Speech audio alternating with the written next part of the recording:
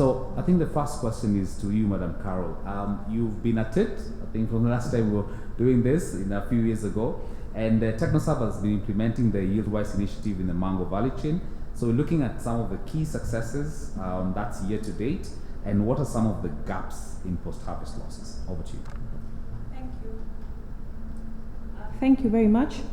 I will start off by saying that Kenya produces around 700,000 metric tons of mango annually, to which 30% to 50% goes to post-harvest losses along the value chain.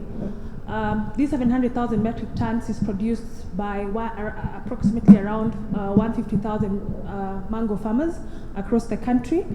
And as such, we find these losses happening at either because of pest and diseases, or lack of markets or enough markets of this produce, or even farmers growing produce that is not generally having a demand in the market. And that has become an issue. In 2016, TechnoServe and Rockefeller Foundation came together under the YieldWise initiative, working with 35,000 mango farmers in Kenya to reduce post-harvest losses by 50% and increase sustainably smallholder incomes. And to which this end, we have been able to work with these farmers to either access technology, access markets, access financing, and also be able to access training and a point of aggregation with the different technologies at that aggregation center. And finally, also be able to influence the different market actors and government in the ecosystem to be able to change in policy and be able to build the capacity of the mango ecosystem. Successes that we have been able to benefit to date. TechnoServe was able to work with around 69,000 mango farmers who were able to access post-harvest technologies such as the fruit fly trap. This accounts for 42% of mango farmers in Kenya and we were able to cover around 32% of acreage in Kenya. This was also able for us to reduce post-harvest losses of up to 20 to 30% in the mango value chain. In the same efforts, we were able to identify challenges that mango traders were facing, and we were able to together establish the Association of Kenya Mango Traders, which is a business membership group that brings together 74 informal mango traders who recently also set up a processing plant that would enable whatever mango that doesn't get into a market to be able to be crushed into juices and be used in the hotel, restaurants, and catering units. On the same end, we have also been able to help 18 market actors be able to access finance of up to $1 million for their capital and operational costs. In the same effort, we were also able to increase smallholder incomes sustainably by ensuring that whatever mango that didn't get a market was either getting a market in processing, export, or the fresh market, and ensuring that all mango that was previously going into loss would get a market. And then lastly, a key and intended success was where we partnered with other development and market actors in the value chain into the commercial fruit fly campaign, bringing together the county government, regulatory bodies, development partners and non-profit organizations to establish a route on how we can get Kenyan mango back into the EU, which is a lucrative market for smallholder farmers. The gaps that comes to mind are we need a successive way of ensuring that the pest-free areas that have been established and good quality mango is still able to get into the Kenyan market for the local market and into international markets, and also into the EU and the Far East that are lucrative markets for the mango. Also, the promotion of local consumption of mango and mango juices by Kenyans. We have been doing the eDrink Mango campaign that enables us to be able to also call an action to Kenyans to be able to consume more to reduce post-harvest losses. Also, in the same efforts, gaps that we have identified are lack of private and public partnerships and investments, especially towards growing new orchards in the coastal region, and also changing of varietal trees in Embu County to ensure farmers are growing varieties that are demanded by the market. And my last call is a gap that I would say is financial products that would favor the seasonality of agricultural crops. If it's possible for financial institutions also to support this effort. And then lastly, for me, is also a call to farmers to say that a market is as best as your product and the quality of that product. So if we can move from a 32% acreage coverage by YieldWise to 100%, that would mean a lot more of mangoes getting into the market will be free of fruit flies and good quality that would enable more consumers to do repeat buys. Thank you. Thank you, Madam Carol. Appreciate it. And we'll take it up from there, looking at the market accessibility towards the European Union, and a key partner who has been with you is the Rockefeller Foundation. So, Madam Betty Kibarai, I pose to you, what's your support and how are you supporting the farmers in the resumption of the Kenya mango exports to the EU market? Okay. Thank you so much for the session. One of the first lessons that children are taught in life everywhere in the world is do not waste. Yet 1/3 of the food which is produced for human consumption never makes it from the farmer's field to consumers' tables. And the food waste translates actually to 1.3 billion tons. And if I were just going to frame it differently, this translates to about 213 million elephants weighing 6,000 kilos each. Like it's so huge. And the question then we have is, could this be the answer to feeding more than 1.6 billion people who go to bed hungry? And food loss and waste is a problem, but as the Rockefeller Foundation, we believed that it's actually solvable. And so to address this problem, the Rockefeller Foundation launched the YieldWise initiative 5 years ago, and we wanted to demonstrate that the post-harvest losses can actually be reduced by 50%. And we also wanted to ensure that we are influencing investments by others. And so we have worked in, we started this work in 3 countries. In Kenya, we have worked with the mango farmers, as Carol has talked about. In the maize value chain, we also intervened in Tanzania. And in Nigeria, we also worked with the tomato farmers and cassava farmers. But what was the YieldWise model about? The YieldWise model, we believe that it was important for us to integrate 4 components. One was access to market.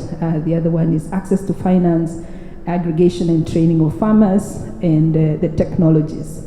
And so we are pleased to say that we have learned a lot of lessons. And more particularly, we've had a lot of impacts. For example, we targeted 50% reduction in post-harvest losses. We didn't get to 50, but we got to 20 to 30%. We have also managed, in the 4 value chains that I've talked about, we have reached 300,000 farmers. We have also learned lessons, and especially with the partnership with TechnoServe. One of the things we wanted to test was access to markets. And while it was very important for us to work with multinational companies, it was very clear for us that the SMEs, the small and medium scale enterprises, those who call the missing middle, they're the ones who are sourcing more than 80% of the produce from farmers. And yet, for all the development partners who are listening, I think we need to really put more support to the SMEs in terms of financing, in terms of technical assistance. We also have learned a lot around aggregation, that aggregation plays a critical role in reducing the cost of sourcing produce from the farms. But our lessons learned is that for them to be viable, they need to be led by the private sector partners. And in the process, we also tested different technologies, including the evaporative coolers, the cold storage. We tested dryers and many other technologies. But I think one of the most effective and efficient technology was the fruit fly trap. It only costs $2 for one. You need about 4 of them in 1 acre. And we now thought that we also needed to scale this work. And when we actually did the final evaluation for the first phase of the work, one of the key recommendations was we needed to set up a pest-free zone. And but we knew that as the Rockefeller Foundation, we could not do this alone. And we are also very, very strong believers in partnership with the private sector and with government. And at that point in 2019, USAID, KCDMS, they were also making investment in the mango value chain. And what we are happy about is that rather than USAID reinventing the wheel, they came to the Rockefeller Foundation and said, you have been in this space for 5 years, and we want to build on what has worked and what we have learned. So then we have partnered with USAID, and we decided to start by forming up a technical working group. We also acknowledged there were very many other people who were working in the value chain. And we established a technical working group on mango with really an objective to create a pest-free zone in Kenya, and with the end goal of creating a roadmap towards lifting the export ban of mangoes to the European Union. So I want to acknowledge the many technical partners who are part of that group, including Collier ACP, UNIDO, TechnoServe, KEFIS, FPIC, Makueni County Government. We just listened to the Deputy Governor, universities, exporters, and many other partners. So the Rockefeller Foundation, to answer your question, what has been the role of the Rockefeller Foundation? We chair the technical working group, with the co-chair being USAID. And particularly, we have also supported the profiling of farmers for the certified export trade zones. And we have also, contributed towards the training materials for the many market actors. So in a nutshell, we are very happy with the work that we have done so far. And I like the words of the Bible when it says that where there is no vision, people perish. But in this case, we have a vision. We want to applaud the government of Kenya, and in particular the Makueni County, for recognizing the importance of tree crops. And just to highlight that McKinsey Global Institute has estimated that agricultural production in Africa could rise by $140 billion annually by 2030 if Africa replaced only 20% of the value of its low-value crops with high-value crops. So thank you so much, and we are happy that we've been part of this great journey. Asanteni sana. Shukran. Thank you, Madam Betty. Appreciate it. And rightfully, just picking up from where you left off and saying that USAID came to you and said, well, let's see what worked and what did not work, and also build up from that. And good opportunity to have Mr. Kiganiri now join us and say, well, what did the USAID add onto the table as a course in the technical working group, and especially in ensuring that the farmers have access to the EU market? Over to you. Thank you very much. Yes, just to start from that point, for those who don't know me, I'm Geoffrey Kiganiri. I work for the USAID program, Kenya Crops and Dairy Market Systems. Kenya Crops and Dairy Market Systems is funded through the US government initiative, Feed the Future. It is a five-year USAID activity that focuses on increasing agricultural production, reducing poverty and malnutrition in Kenya through inclusive, competitive, and resilient market systems. That is the objective of Kenya Crops and Dairy Market Systems. So USAID, Kenya Crops and Dairy Market Systems, has made significant investment. Based on the question that has just been posed, I'll just be able to belabor to explain the investment that USAID, Kenya Crops and Dairy Market Systems has made in the mango value chain. And this has been an enormous investment with the objective of the mandate to be able to see the re-entry of the mangoes back into the EU. And once we started the program, the project, we identified the key problem in the mango value chain. And we, through our stakeholders consultative forums, we realized that fruit fly was the really issue. And this had brought about the self-ban by KFIs, loss of lucrative markets in the EU, post-harvest losses that Rockefeller has just been able to explain, among other issues. So from there, we decided to come with a technical working group to be able to see what is it that we can be able to do together to be able to address this key issue. So through that, USAID has been able to invest a lot of money in the mango value chain. And we held what we call the Fruit Fly Free Zone campaign, media breakfast, which was done at Radisson Blu. That was the beginning of the journey to see that mango gets back to the EU. And during that time, it was early last year, that 3 media houses participated, including domestic and international media houses. Then this was followed with the rollout of the Fruit Fly Free Zone campaign, dubbed Commercial Fruit Fly of IDK. This was meant to be able to create awareness in Makueni County and neighboring counties on collective responsibility towards addressing the issue of fruit flies so that we can be able to take our farmers back to these lucrative markets. And we decided to work with the private sector, the way the project was designed, and we co-invested close to over 201 million Kenya shillings up to date with the private sector to address issues around management of the fruit fly. And this included working with the 5 IPM technology providers. We worked with the 2 mango major cooperatives based in Makueni. We brought on board the mango exporters, including the likes of Biofarms, the likes of Kibwezi Agro, the likes of BTF, and even we are just in discussion with the Kate exporters here. And so we brought on board input distributors, all in one accord that we should be able to disseminate the relevant technologies to be able to address this issue around fruit flies. So with this came a comprehensive package that saw through the private sector the dissemination of the technologies, training, provision of relevant inputs, among other things. Up to date, we have been able to reach to close to over 58,000 farmers who have been trained. We have been able to reach to close to around 43,000 farmers who have adopted new technologies.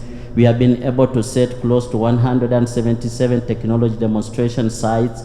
These are sites where farmers can be able to go and be able to learn through the farmer field school approach. This approach was suitable because of the COVID scenario that we are going through, where a small group of farmers between 10 to 15, 15 to 25 could go and be taken through an entire long season curriculum or training on mango production. In this particular season, this particular time, we have been able to train with the support and the collaboration with the KFIs, 109 SSPs, those are spray service providers, who are actively involved also in the mango value chain. We've worked with the local stations in Makueni County, to mention a few, the County FM, Atani FM, on farmer education awareness, on collective responsibility in fruit fly control. All these were meant to ensure that we access back our market, which we lost in 2014. So having said this, there was still one step ahead. We sat as development partners, the entire stakeholders, and we decided that we should have exclusive export zones. So we decided to support the creation of the certified export trade zones. Some people refer to them as pest-free areas, and these were designated in Kibwezi East and the Kalamba area in Makueni. So far, the Kibwezi East is as good at around 70% done, and that's why we are looking forward to exactly exporting to the EU. We had set our timelines to be there by September, October this year. Hopefully that KFIS will be able to conclude on the pending issue so that we can be able to export our mangoes back to the EU by that particular time in the course of this year.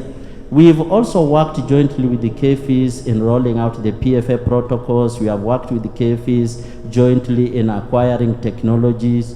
KFIS has come to us telling us we need this, this and this. We are looking at 3,500 ferment traps, 2,400 protein-based traps, 3,800 field sanitation. Some of them are for control purposes, some are for monitoring and documentation purposes. And we have worked with the KFIS to be able to develop the PFA protocols. We have been able to develop the mango format of developing the mango dossier for subsequent submissions to the EU. And then moving forward, the last part that we are working on through the private sector is the rollout of the hot water treatment facilities. We are working jointly with the private sector to ensure that they have the hot water facilities in place before we resume exports back to the EU. So as I was saying, sorry for the interruption, it was because of power. USAID has invested a lot in terms of resources, in terms of manpower, working jointly with the private sector, working with the national government, the researchers, and taking lead in ensuring that the mango value chain and our smallholder farmers also participate in lucrative markets. At this point and juncture, I would want to thank the county government of Makueni for extended the necessary support, giving us the political will.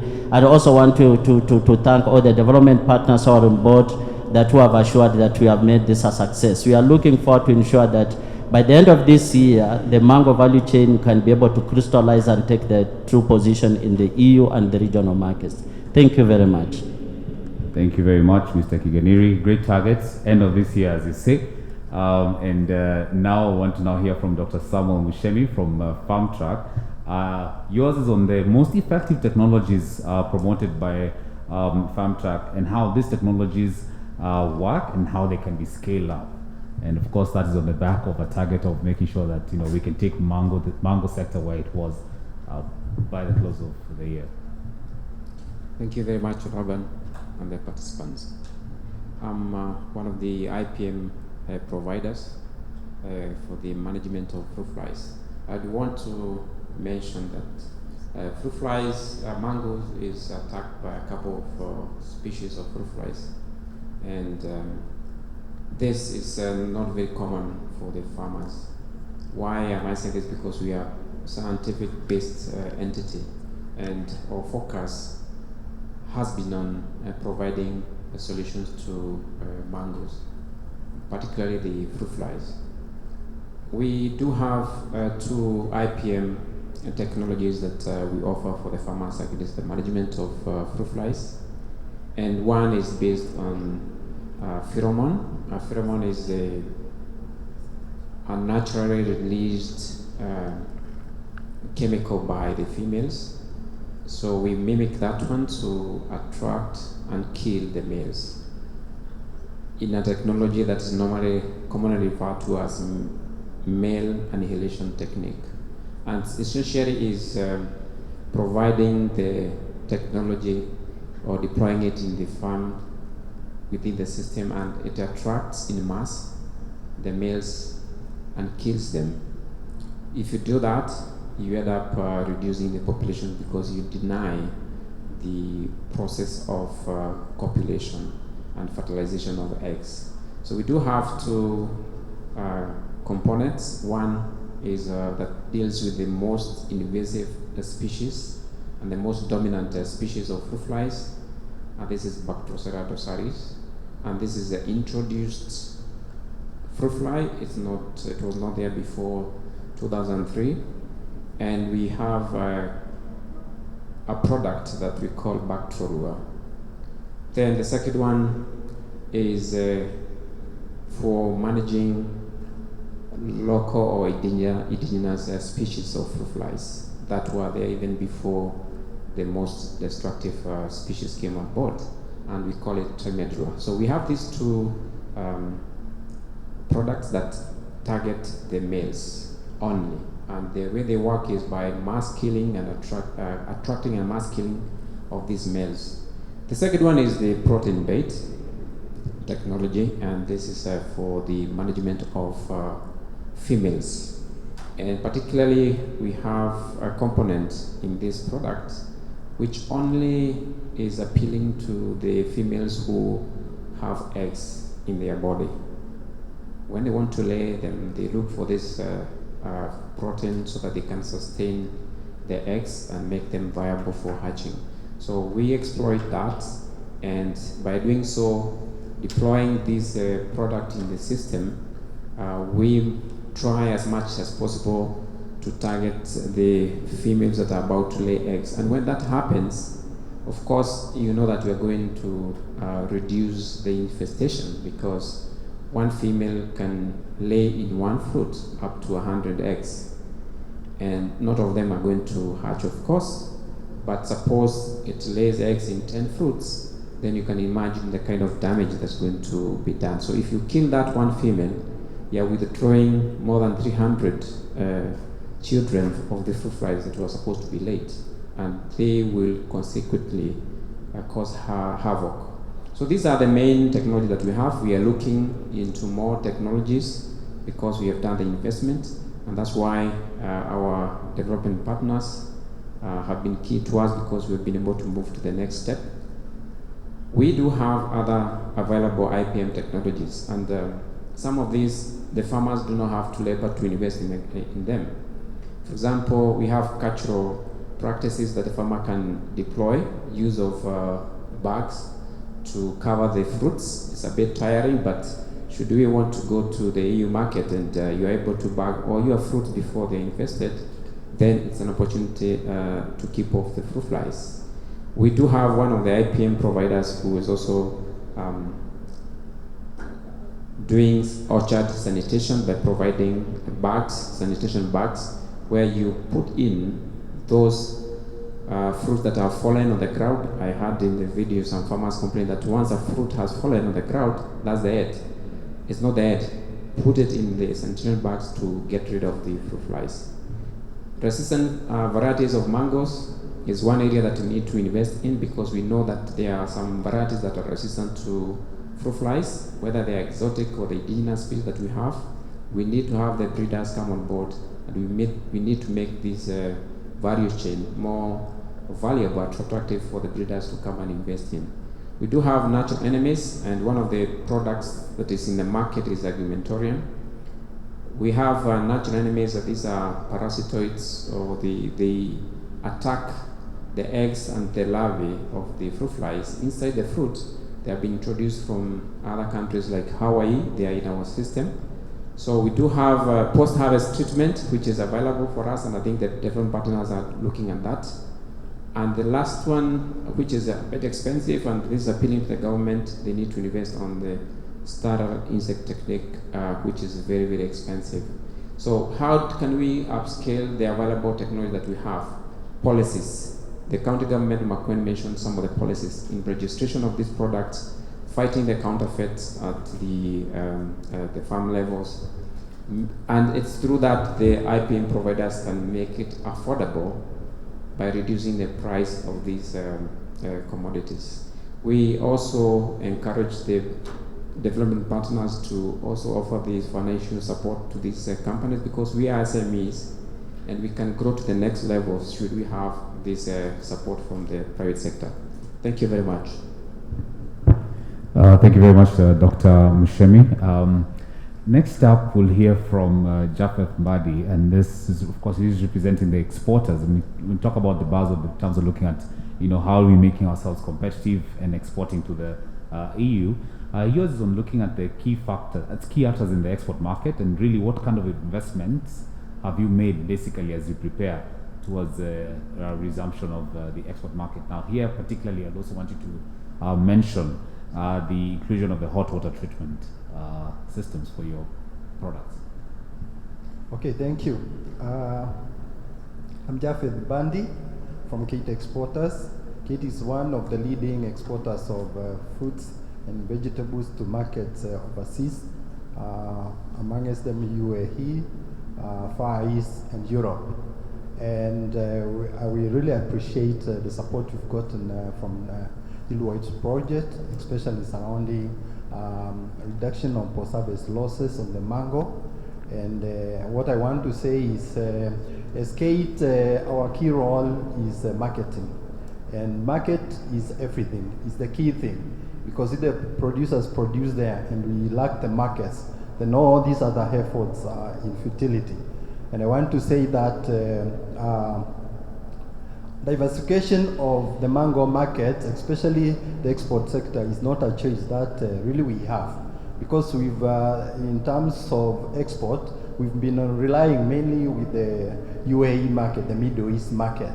And from 2017, we've been losing this market as Kenya, because we've lost a big percentage of this market to Egypt. And basically we used to come into the market around September, August, September there through November. That was a very big window for Kenya. But we are not counting really on this window again, because this has already been taken by Egypt. And if you see the location of Egypt and the Middle East market, just a few hours and they're in the market. So when we do our market, our shipments here mainly by air, which is very expensive, because we are we paying around $1 to $1.2 per kilo. So we are not very competitive in the UAE market as a country. And as Kate, we've down the years from 2017, we've seen we've lost our market by almost 20%. And these are very key market. And so losing this and going forward, we really have to look for alternative markets. And therefore, as a Kate exporters, what we really are concentrating on right now is to be able to anchor ourselves with the European market for our mangoes. And what I want to say, because the main problem has been the fruit fly. I'm happy to see farmers come to production and export of their mangoes. And for the first time from 2015, we've seen Embu farmers selling their mangoes with the export market. And these are something that we want to leverage on with other stakeholders and the county government. Everyone must be included so that we address the quality issues. Because again, I must mention that the European market is a very strict market. It's not like the UAE. So we must come all of us together and put everything together to be able to access this market. Thank you. Thank you very much. Still on the same breath, this is to you, Madam Mutheo, looking and representing the exporters as well. So what are other investments? I think we mentioned now a bit about the hot water treatment. There's a bit of a concern there, especially around power consumption as well. Perhaps you can throw that in, looking at how government can support you on your infrastructure development, and what other issues again will be. Thank you. The greatest deterrent to an investor is uncertainty in the market. I am the only panelist who's representing actually wearing two hats. I am a farmer and I'm also an exporter. So I know the challenges that we have in terms of production, and I know the challenges that we have as exporters. The main issues that we need to look at and need to be addressed critically by the farmers and the exporters is the quality, quantity, and consistency in the market. What am I saying? This is not unique to Kenya. It is unique to the whole world. And we are here to reclaim our position, our market share in the market. So what do we have to do? We have to ensure that our quality is good. And in the last 9 years, working with all the stakeholders represented by the panelists today, we have adopted the IPM technologies.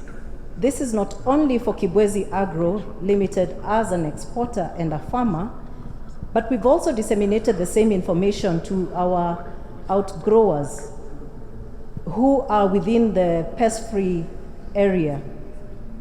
So I would say it is work in progress.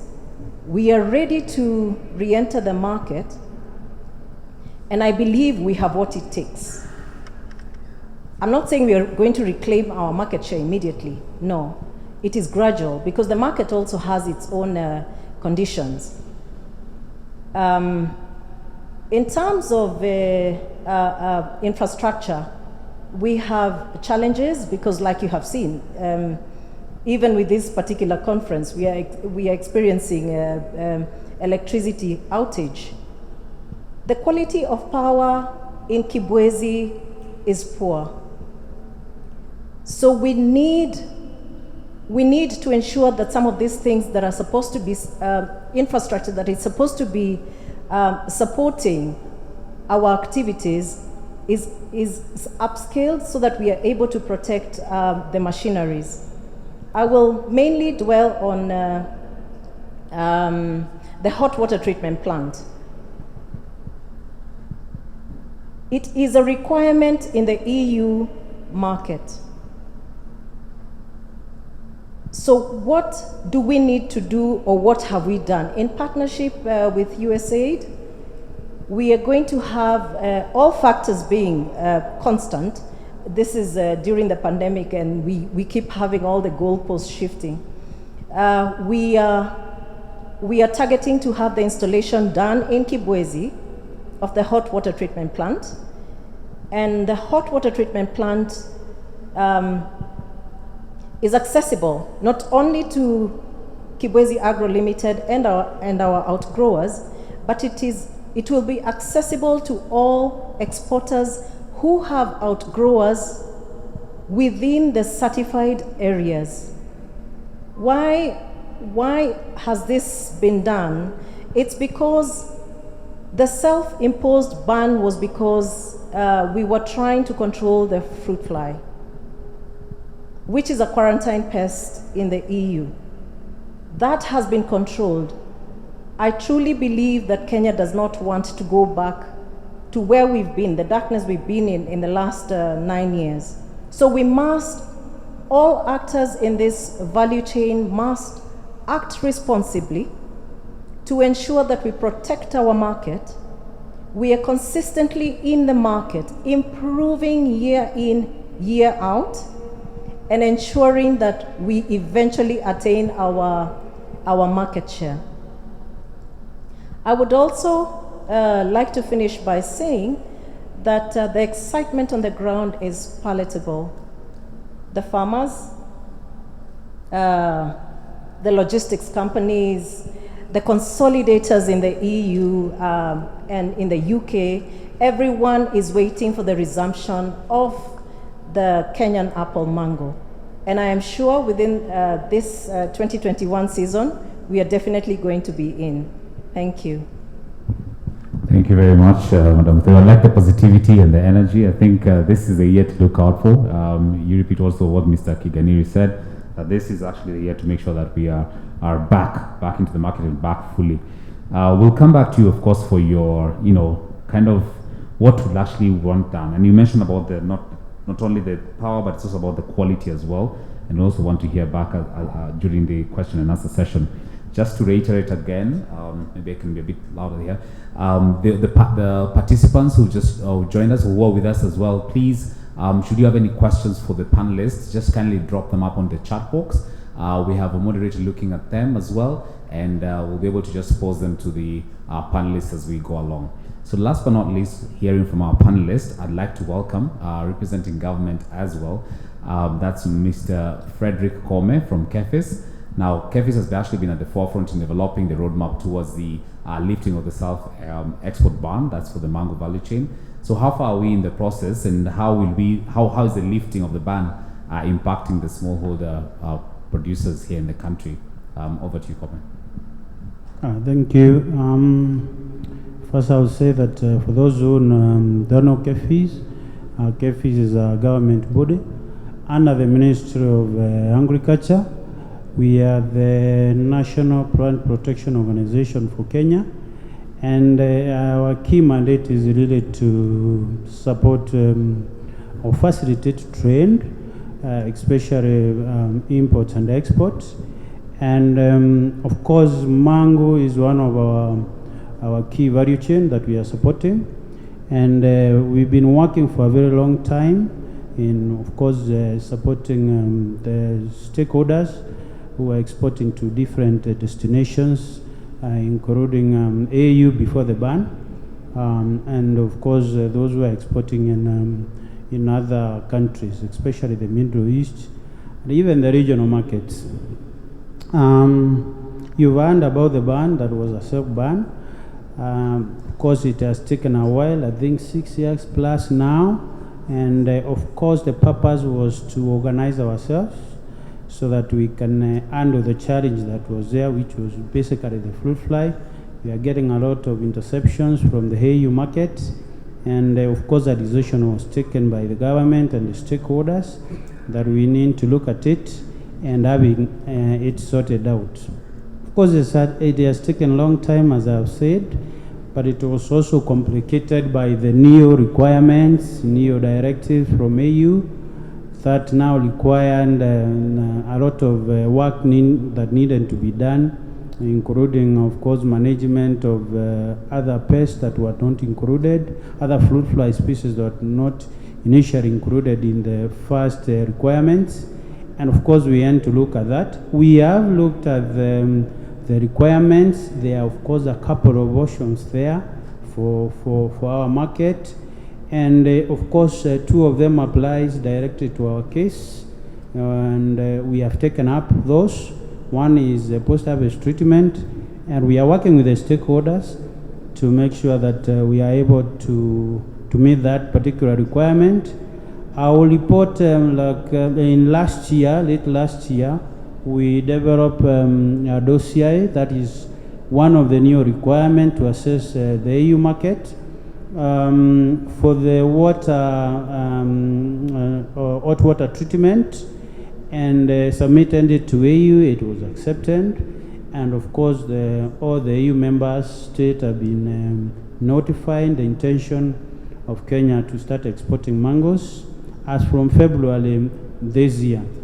And part of that, of course, the dossier was a protocol that we have shared with all the stakeholders who are interested in this business, especially the exporters and farmers, and so that we need to understand what it contains. As they say, their facilities, they put all the measures in place to be able to get back to the market. We align ourselves to the requirements and the protocol. And because that part of it, we've been working on the ground with all these stakeholders here, with a lot of support from, of course, the stakeholders here and the county government, to create zones for sourcing the mangoes for export, because we didn't want to go back to the same problems that we had.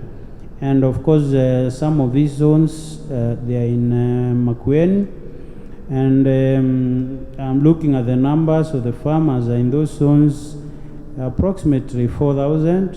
That was said by Her Excellency the Deputy Governor. And of course, you look at that number, it might not be enough for the quantities I know the exporters are looking at in the future. But those are the things that we need to work on, be able to expand these zones, and of course move and go to other countries where they are doing mangoes. We are also revising the protocol for mangoes, of course, to include the new requirements for the AU, and we are sharing that with all the stakeholders so that everybody understands along the value chain what they are supposed to do, what is their law, so that we can be able really to get back to this market. That part of it. And I will say that, of course, there are a few things that are pending before we can talk about the market. Of course, we have covered a lot in terms of the protocols, what need to be done, and about the farmers. But along the value chain, because we don't want to have challenges along the way, we need, of course, to work with the aggregators and people at the pack houses. We need to work with the exporters, because even documentation is critical in export. You can get interceptions because of documentation, and they count like an interception that have been made because you have poor quality or infested product. Those are a few areas, but we feel between now and the time we are ready for the market export is something that can be done. And of course, we are here, and we are supporting the farmers. We are supporting everybody to be able to achieve this and to get back to the market. We are also looking at other options, which is, of course, system approach. It's a new approach for the whole world, really, and it's all about accumulative strategies that you put in place, not as a single measure like water treatment, but we are working on that one. And of course, the certifying the pest-free zone is key and part of that. And we want to see whether maybe in future we are able to export mangoes even without water treatment. But for now, the focus is post-harvest treatment, and we'll be able to do that. Thank you. Thank you, Bonakome. And at that point in time, please, panelists, ladies and gentlemen, let's appreciate our panelists as well.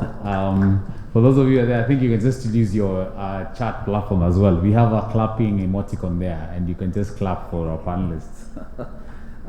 So in view of that, as we're getting towards the tail end of this program, I just want now to ask our participants, told by our hosts that we can actually hear from you. So in no particular order, I'm just gonna ask who would like to engage with us to please raise their hands and still use your emoticon there, and then we'll be able to see you, and we will unmute you, and we can be able to have you on speak to us. This is just a chance, very limited. Okay. Sorry. We have Leah. Okay, Leah will be fast. Next, I just need 3, so we just need 2 more. I have Leah, I'm told. Okay. Who's next? So let's listen from Leah as I look at the other conversations that we're at. So Leah, you'll be unmuted. Should you want to have your video on, will be good, so your panelists can also see you as well. Leah, over to you.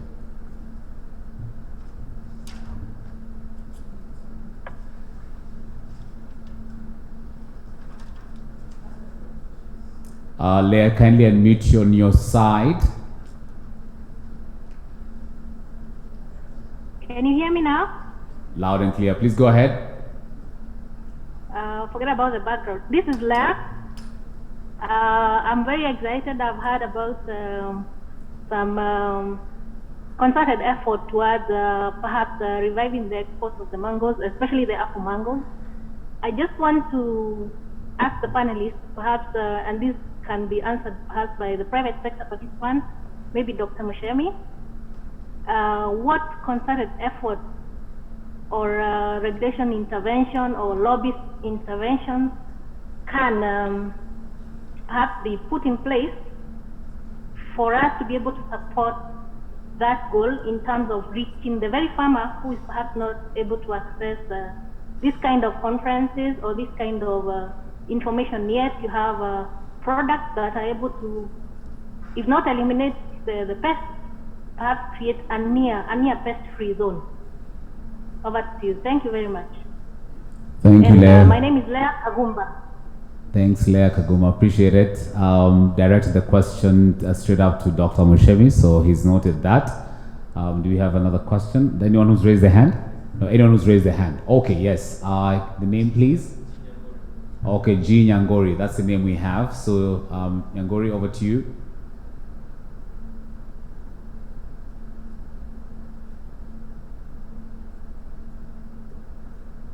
You can unmute him, or he can unmute from his side, right? Okay. G. Nyangori, please unmute from your end. Okay. Can you hear me? Go ahead. Yep. Yeah. Thank you. Thank you. The great work that this great organization have done. My name is Godfrey Nyangori. I work for Micro Enterprise Support Program Craft, and I am implementing a food safety program. And of interest is the work that this great team has done in Makueni to be able to establish a clean mango hub. And I think this work goes hand in hand with what we have done, or the investment that MESP has done in the county. We have set up a committee, I think, which would be very critical for this kind of work, and also set up a county food safety policy that is almost being passed. Of interest is for MESP, being a key development actor in Makueni County. I would be more interested in how we could participate more actively in the technical working group, so that we could also share some of our, our lessons, and be able to collaborate and leverage with the experiences you guys have and what we have to be able to address some of these key challenges or problems that we are facing as a country. Thank you. Thank you very much, Mr. Nyangori. I take that as a comment and call to support as well. So maybe Carol, you can tell him how he can do that. We'd like to participate in the technical working group. Much appreciated. Thank you, Nyangori. Last but not least, on the on-air participant conversation, then I read through the questions. Anyone who's raised their hand? Tina? No one? Okay, cool. All right.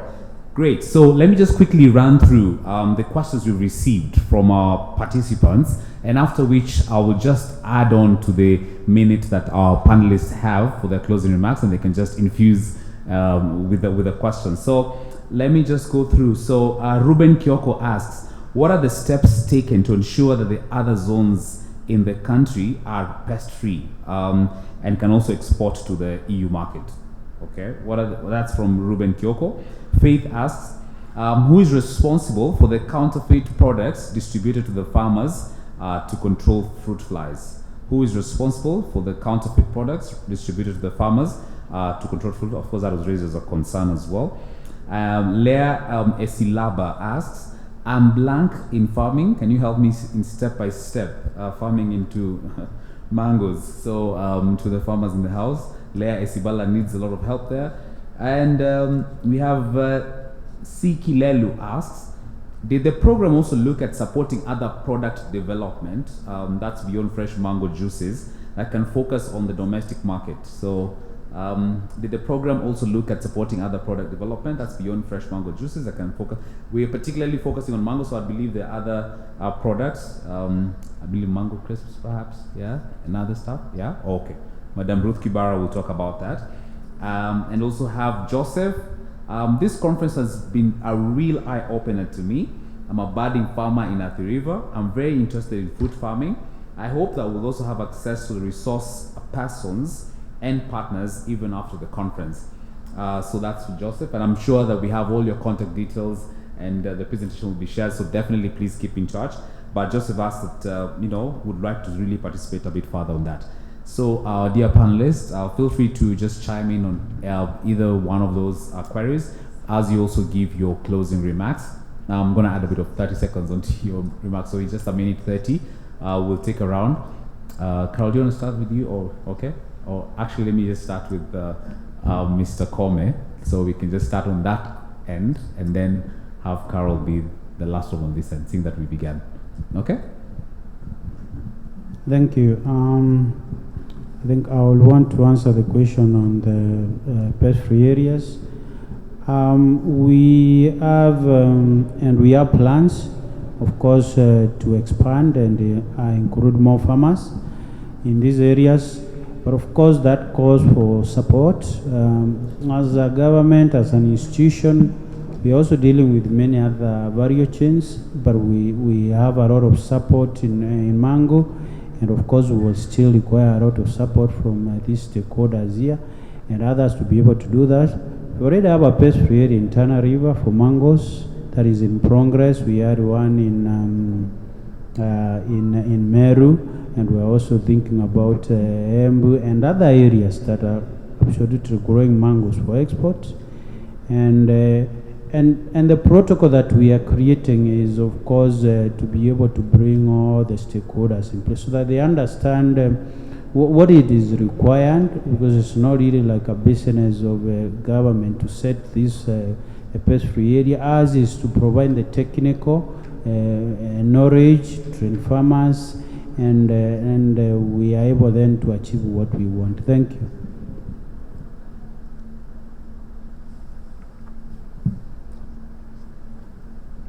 Mutheu, over to you. I will take this opportunity to thank all the development partners who've assisted us in seeing that in making it a reality towards the re-entry into the EU market. I would also like to urge the government to be very strict in terms of protecting the investors who have worked towards ensuring the re-entry. There are very many interested players in the market, but they may not exactly satisfy the requirements. So it is important, and it being KEFI's mandate, please ensure that we protect the market. A lot of investment time has been taken to bring us to this level. The other thing, I would like to respond to the gentleman in Athi River and to the lady Lair. Mango growing is an art. You must have a lot of passion, you must have a lot of drive, and you must be ready and committed to give your all to ensure that whatever size of orchard or number of trees that you will want to grow are well taken care of. And I would also like to say that, yes, the mango industry is profitable. Thank you. Thank you very much. Next. Thank you. I'll start off with Leah and Joseph about growing of the mangoes. You can get in touch with us. You can also get in touch with the Horticultural Crops Directorate. You can get in touch with the county extension offices. You'll get a lot of information in terms of mango growing. But just in addition, I want to say about the European market is we really need a lot of work to do surrounding the promotion of the apple mango, because Makueni is predominantly an apple zone, and we know that apple is not very popular in Europe. We know what is popular in Europe is the Cates and the Kent. So we need to work together with the Export Promotion Council, the Brand Kenya, the government, so that we promote these varieties in Europe. Then second thing is we also need to diversify into varieties, especially the Kate and the Kent. We have a big demo in Makueni, and we've seen that Kate and the Kent are equal varieties that do well in Makueni. The third thing that is we are required to do is to do certification, especially to do with food safety. And I've heard from Nyangori that we are working around the food safety, because we need to get it right on food safety. Otherwise, we'll export and we get rejections basically on food safety. So Nyangori, as you mentioned, we're ready to partner with you and other like-minded partners so that we address the issue of food safety, so that our products are able to be accepted in the European market. Thank you. Thank you very much, Japheth. Next up is Dr. Mushem. Thank you very much, Laban. One, I would like to address the concern that was raised by one of the caller on access of this technology. It is true that access to this technology is not popular among the farmers, and there is a lot that needs to be done. My appeal is to the players, including the government, that they need to educate the farmers so that they can they know that this technology exists. It's a new technology, and anything that is new, it takes some time for adoption. So the private sector players need to invest also in information dissemination, and whoever is involved in information dissemination should take a role to advocate the adoption of this technology. It's very expensive, I know that. That's why our partners have been there to support us, access the media, and promote this product. It is very safe, and I want to answer the person who raised the issue of climate change. We deal with the technologies that are sustainable.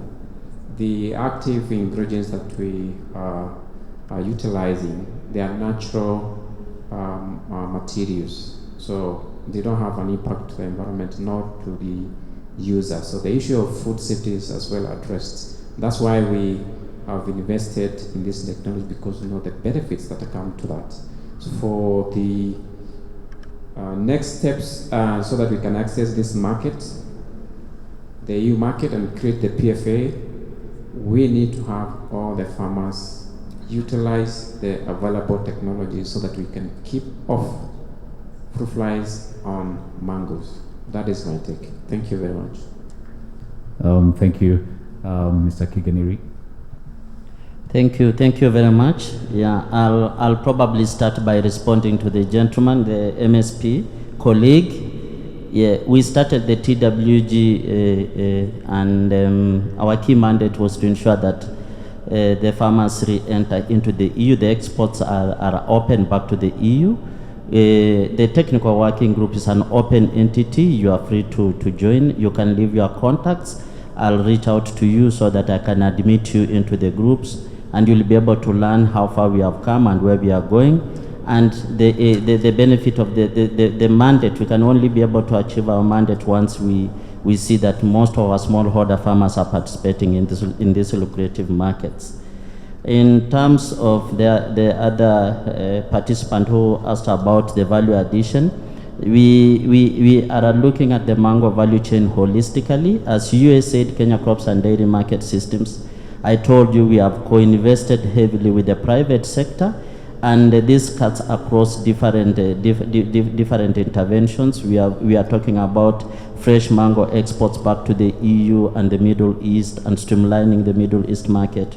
We are talking about value addition in terms of mango crisps. We have worked with the private sector to be able to support them, to be able to, with those who are interested in value addition, among other things. So we are not limited only to fresh mango exports to the EU, but we are jointly addressing the constraints within the entire mango value chain. But the key that it's really having a significant impact to most of the farmers in Makueni is the withdrawal or the shutdown or the self-ban by KEFIS.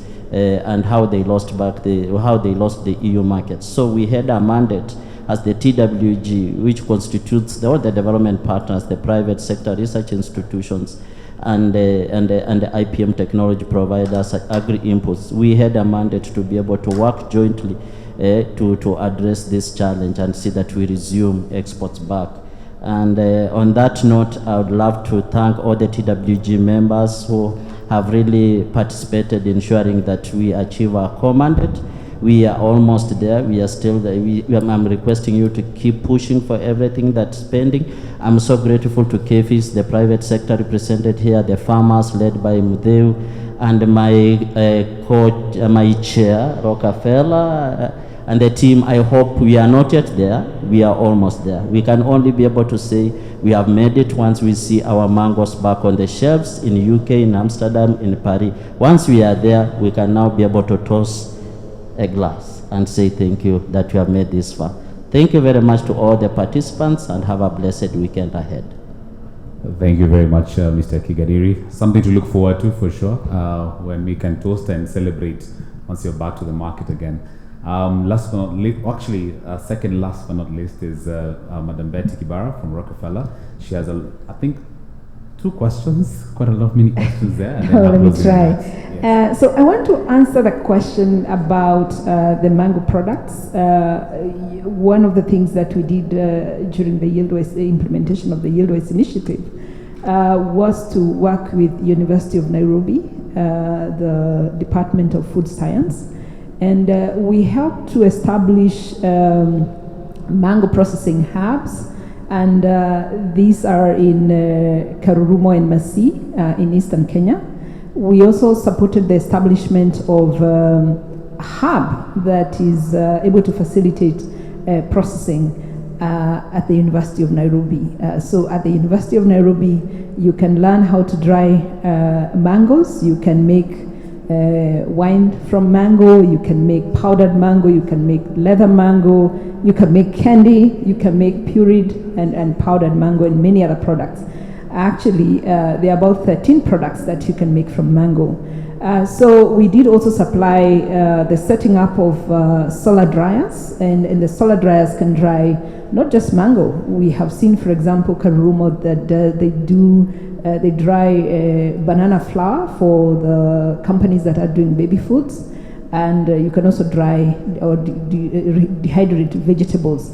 All that information is available on our website. We have just completed what we are calling the YieldWise Toolkit, which is a guide, the how-to guide, including how to set up zero-energy cooling chambers and how you go about implementing different technologies.